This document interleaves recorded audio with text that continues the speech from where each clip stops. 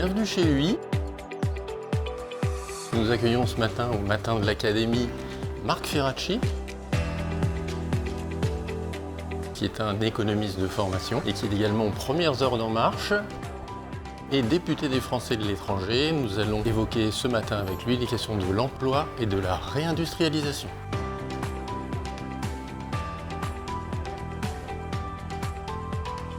Bonjour Monsieur le Ministre, merci beaucoup d'être avec nous. C'est un plaisir et un honneur. Comment fait-on pour gérer de manière optimale une enveloppe d'investissement qui semble toute limitée quand on se compare aux géants avec lesquels on est en concurrence, à savoir la Chine ou les États-Unis, sur des industries qui sont intensives en capital? Donc comment est-ce qu'on fait quand on est tout petit pour réussir à investir de manière intelligente tout en ayant pour les Français un bon retour sur cet investissement?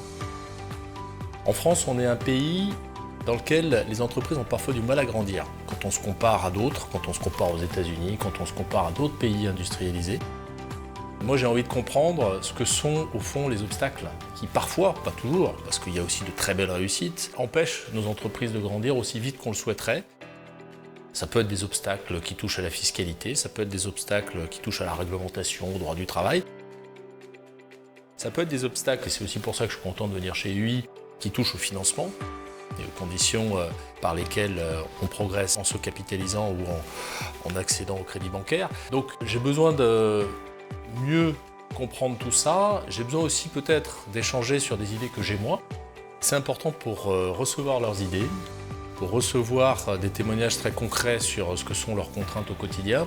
On est dans un moment où notre pays est confronté à la tension géopolitique et confronté, ça c'est quelque chose de nouveau depuis quelques années, à la question de la souveraineté. La souveraineté énergétique, la souveraineté industrielle, la souveraineté sur le volet militaire, la souveraineté alimentaire, on en discutait avant de commencer la réunion.